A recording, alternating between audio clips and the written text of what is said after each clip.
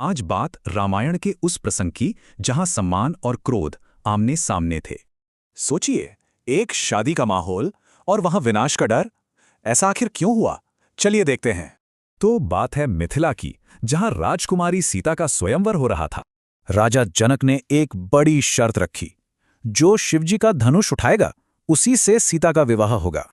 बड़े बड़े राजा जब हार गए तब इस चुनौती को स्वीकार करने आए अयोध्या के राजकुमार राम।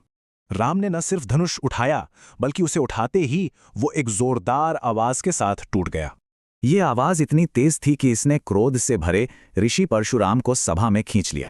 आते ही वो गरजे, किसने तोड़ा महादेव का धनुष? उनके गुस्से से सब कांप गए। लेकिन परशुराम के इस क्रोध का जवाब मिला व्यंग्य से।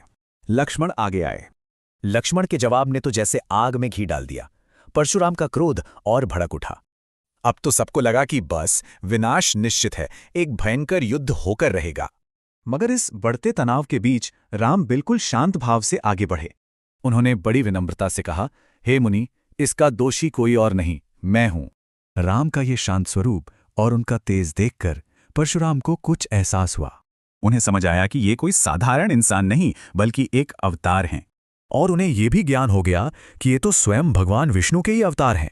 बस ये एहसास होते ही परशुराम का सारा क्रोध एकदम शांत हो गया। तो इस पूरे प्रसंग से कुछ बहुत जरूरी बातें समझ आती हैं। तो ये कहानी एक बड़ा सवाल छोड़ जाती है कि असली ताकत क्रोध में है या फिर शांति में।